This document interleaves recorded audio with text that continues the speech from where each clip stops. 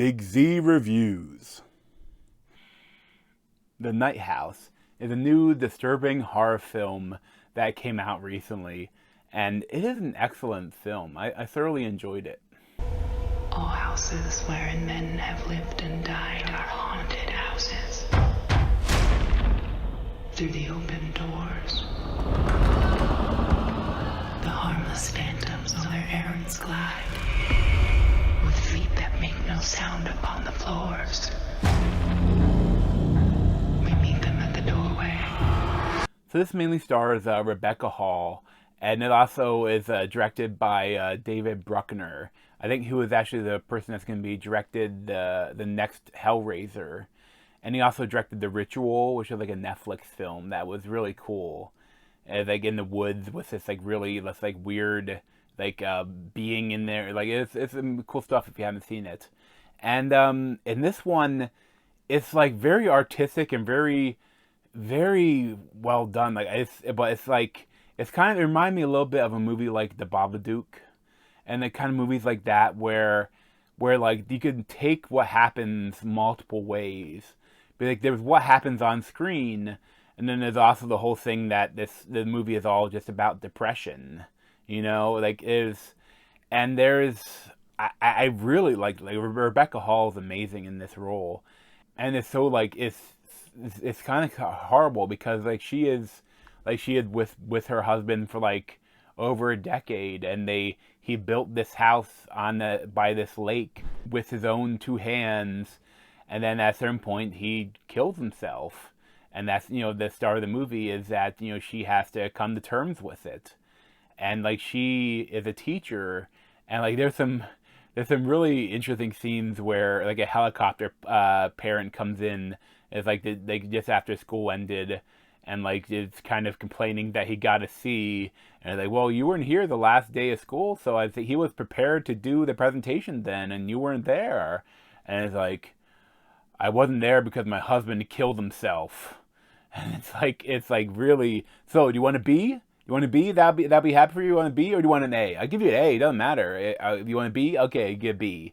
I guess like it's a great scene, and like there's also some great scenes like when she goes to dinner with, or he goes out to drinks with some of the other teachers, and just like they talk about like it feels like almost too real, like how.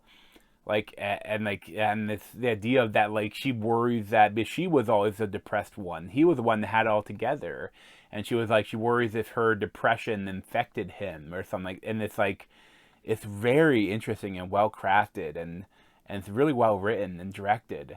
And there's also this thing where like in her dreams like she starts like having like a night terrors almost, or like she has sleepwalking and seeing another house across the lake just like her own. And when she starts to investigate and finds that like the husband had some pictures of other women in his phone that look just like her and almost might be her, but like I didn't wear that blouse, that's not me. And there's some really interesting stuff, but I think that's where it gets kind of annoying slightly, because like there's multiple ways you could take it, and like how it ends up being like what the movie tells you it is like, oh, okay, that's a little odd, cool but odd.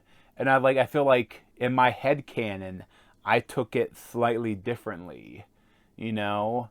But there's some really interesting stuff because like the husband was like getting into magic or something like that, and he was like with all this stuff with like doppelgangers, and like and confusing a demon or confusing like a like something else, like I guess. And then also like maybe he was a serial killer, or maybe he wasn't, or maybe there's this so many interesting things here. And I feel like I liked it a certain way, but the movie kind of went a slightly different way. Like I feel like you could take it like directly that there was no magic, and if that'd be interesting too, or if there was magic and it was like a demon, and be like she like as a teenager she was in a car accident and died, and was like brought back to life and like life flighted to a hospital, And like there's a lot of stories that, with possession can happen, like when the gates of death are open, something can sneak through, and there's like some really interesting stuff there. But the way they went was interesting, but I didn't love it. It's like I don't want to spoil too much, but like I feel like there could be a lot of really interesting videos about this film, like talking, like trying to explain it or going through all the different like theories about it. Like I feel like this, because it didn't do very well in the box office, just because it's like an artistic horror film in the middle of a pandemic. But I feel like this could be a cult classic, and I really hope it is, because it's a beautiful film.